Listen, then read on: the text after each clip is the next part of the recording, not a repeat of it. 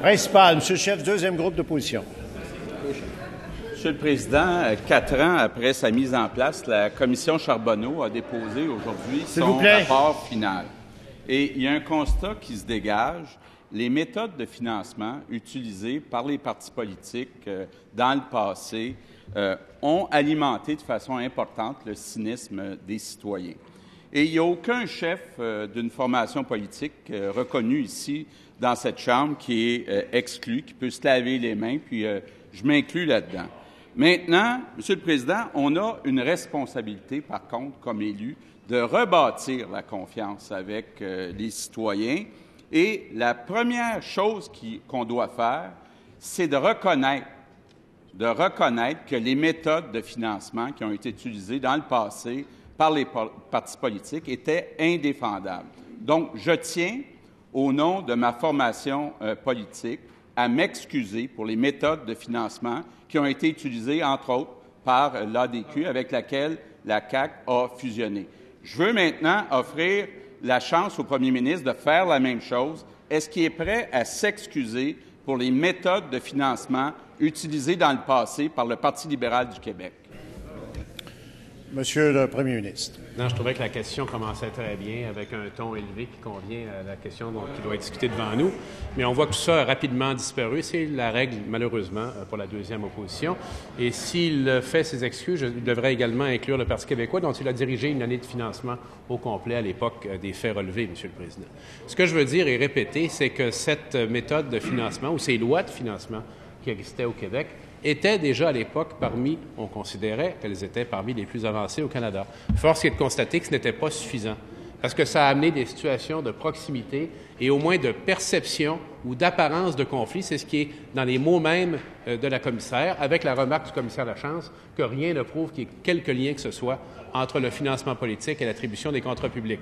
On peut bien rire de l'autre côté, mais je les engage à lire les rapports, à lire les commentaires des deux commissaires. Maintenant, ce que je voudrais surtout faire avec les collègues d'opposition, de tous partis confondus, c'est travailler sur les 60 recommandations. Ayons une activité collégiale, ayons une action qui soit digne de respect de la part de la population, parce que nous serons d'accord sur les suites à donner à chacune de ces 60 recommandations. Alors, travaillons pour le présent et l'avenir, Monsieur le Président, avant tout. Continuons à améliorer la démocratie au Québec, comme nous l'avons fait au cours des dernières années. Première complémentaire, Monsieur le chef, deuxième groupe d'opposition. Monsieur le Président, les Québécois sont déçus par l'ampleur des sommes qui ont été collectées par les partis politiques auprès, entre autres, des firmes de construction.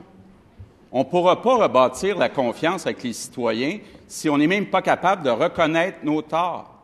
Donc, je répète ma question. Est-ce que le chef du Parti libéral est prêt à s'excuser auprès des Québécois pour les méthodes de financement qui ont été utilisées par le Parti libéral?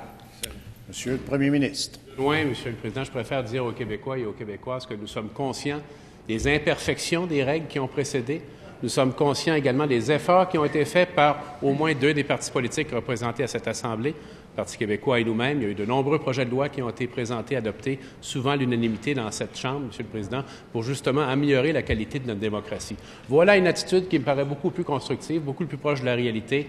Notre parti politique, comme les autres représentés ici, a droit au respect que sa longue histoire et sa tradition démocratique lui assurent, Monsieur le Président. Nous, ce qu'on va faire à notre parti, c'est continuer, bien sûr, à fonctionner dans les règles actuelles, les améliorer et surtout générer des idées pour le Québec. C'est ça le rôle des partis politiques. Deuxième complémentaire, Monsieur le chef, deuxième groupe d'opposition. Monsieur le Président, la confiance des Québécois ne va pouvoir se rétablir seulement si on admet qu'on a fait des erreurs. Est-ce que le premier ministre admet que le Parti libéral du Québec a fait des erreurs? Est-ce que le chef du Parti libéral du Québec est prêt à s'excuser auprès des Québécois pour les méthodes de financement passées du Parti libéral du Québec? Monsieur le premier ministre. Question que je suis mon collègue sur ce terrain. Il est clair que sa motivation est beaucoup moins noble que ce qu'elle semble être, Monsieur le Président. Il est clair que c'est le cas.